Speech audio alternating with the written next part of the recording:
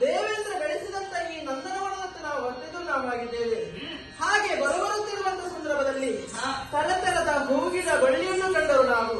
ಅಷ್ಟು ಮಾತ್ರವಲ್ಲದೆ ತರತರದ ಪ್ರಾಣಿಗಳ ಸಂಚಾರವನ್ನು ಗಮನಿಸಿಕೊಂಡವರು.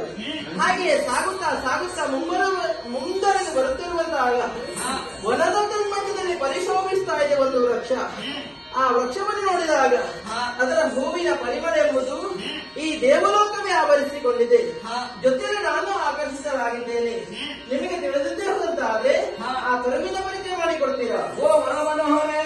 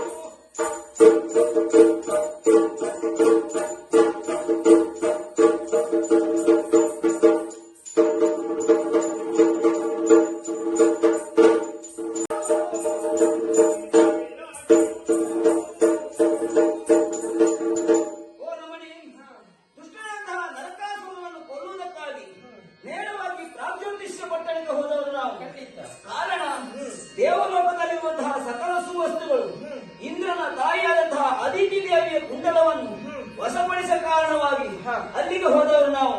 ನರಕಾಸುರನ್ನು ಕೊಂದಿದ್ದೇವೆ. ಅಲ್ಲಿರುವಂತಹ ಸಕಲ ಸುವಸ್ತುಗಳನ್ನು ಪುನರಪ್ಪಿ ಸ್ವರ್ಗಕ್ಕೆ ಒಪ್ಪಿಸುವುದಕ್ಕೆ ಹೋದವರು ನಾವು ಒಪ್ಪಿಸಿದ್ದೇವೆ. ಆ ಬಳಿಕ ಮನಸ್ಸಿನ ಬೇಸರವನ್ನು ಹೋಗಲಾಡಿಸುವುದಕ್ಕಾಗಿ ನಂದನವನವನ್ನು ತಿರುಗುತ್ತಾ ಬಂದಾಗ ದೂರದಲ್ಲಿ ಕಾಣುತ್ತಿರುವಂತಹ ವೃಕ್ಷವನ್ನು ನೋಡಿ ಅದು ಯಾವ ವೃಕ್ಷ ಎಂದು ಕೇಳ್ತಾ ಇದೆಯಾ? ಅದುವೇ ಪರಮ ಪಾವನವಾದಂತಹ ಪಾರಿಜಾತ ವೃಕ್ಷ. ಹೌದಾ? ಈ ಹಿಂದೆ 33 ಕೋಟಿ ದೇವತೆಗಳು 66 ಕೋಟಿ ರಕ್ಕಸರು ಸೇರಿ ಸಮುದ್ರವನ್ನು ಮತಿಸುತ್ತಿರುವ ಸಂದರ್ಭದಲ್ಲಿ ಹುಟ್ಟಿ ಬಂದಿದೆ ಪಾರಿಜಾತ. ಹೌದಾ ಸ್ವಾಮಿ? 3 ಮೂರ್ತಿಗಳ ನಯಮದಂತೆ ಆ ಪಾರಿಜಾತ ವೃಕ್ಷ ದೇವಲೋಕದ ನಂದನವನದಲ್ಲಿ ಇರಬೇಕು ಎಂಬುದಾಗಿ ಅವರ ಆಣತಿ. ಇದರ ವಿಶೇಷತೆ ಏನು ಸ್ವಾಮಿ? ವಿಶೇಷ ಉಂಟು. ಏನು? ಪಾರಿಜಾತದ ವೃಕ್ಷವನ್ನು ಯಾರು ಭಕ್ತಿಯಿಂದ ಪೂಜೆ ಮಾಡ್ತಾರೋ ಅವರ ಮನದಲ್ಲಿ ಯಾವುದೇ ಕಷ್ಟವಾದರೂ ದೂರವಾಗಿ ಹೋಗುತ್ತಂತೆ. ಆ ಬಳಿಕ ಸಂತಾನ ಭಾಗ್ಯ ಇಲ್ಲದಿದ್ದವರು ಕಂಕಣವಾಗಿ ಒದಗಿ ಬರಲಿದ್ದವರು ಭಕ್ತಿಯಿಂದ ಮರವನ್ನು ಪೂಜೆ ಮಾಡಿದ್ರೆ ಅವರ ಮನದಿಷ್ಟಾರ್ಥವನ್ನು ಈಡೇರಿಸಿಕೊಡುವಂತಹ ಶಕ್ತಿಯನ್ನು ಹೊಂದಿದೆ. ಅದರಲ್ಲಿಯೂ ಹೆಣ್ಣು ಮಕ್ಕಳು ಪೂಜೆ ಮಾಡಿದ್ರೆ ಅವರ ಇಷ್ಟಾರ್ಥವನ್ನು ಈಡೇರಿಸುವಂತಹ ಮರವಾಗಿದೆ ಅದು. ಸ್ವಾಮಿ, ಇದರ ಪರಿಚಯ ತಿಳಿದುಕೊಂಡಂತ ಸಂದರ್ಭದಲ್ಲಿ ಯಾಕೋ ಏನು ನನ್ನ ಮನಸ್ಸು ಆತುರಗೊಳ್ತಾ ಇದೆ. ಅದು ನನಗೆ ಬೇಕೆಂಬ ಆಸೆ ನನ್ನಲ್ಲಿ ಉಕ್ಕಿ ಹರಿತಾ ಇದೆ.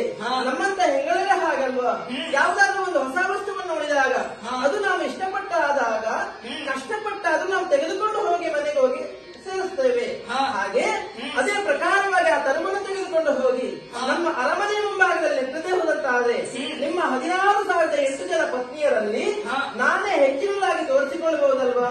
ಅದಕ್ಕಾಗಿ ಆ ತರುವನ್ನು ತೆಗೆದುಕೊಂಡು ಹೋಗೋಣ ಸ್ವಾಮಿ. ಓ ರಮಣಿ, ನಿನ್ನ ಮಾತಿನಂತೆ ಆ ತರುವನ್ನು ತೆಗೆದುಕೊಂಡು ಹೋಗಬೇಕು. ಆದ್ರೆ ಏನು ಮಾಡೋಣ? ಏನು ಕೇಳುವುದಕ್ಕೆ ಒಬ್ಬ ಇದ್ದಾನೆ, ದೇವೇಂದ್ರ. ಎಲ್ಲಾದ್ರೂ ಯುದ್ಧಕ್ಕೆ ಬಂದ್ರೆ ಏನ್ ಮಾಡುವುದು? ಅದಕ್ಕಾಗಿ ಯೋಚನೆ ಮಾಡುವುದು ಬೇಡ. ಆತನ ಸಹಾಯಕ್ಕಾಗಿ ನಾವು ಬಂದವರಲ್ವಾ, ದೂರಕ್ಕೆ ಬಂದ್ರೆ ನಾನೇ ನೋಡಿಕೊಳ್ತೇನೆ. ಆ ರೀತಿ ಇಲ್ಲ.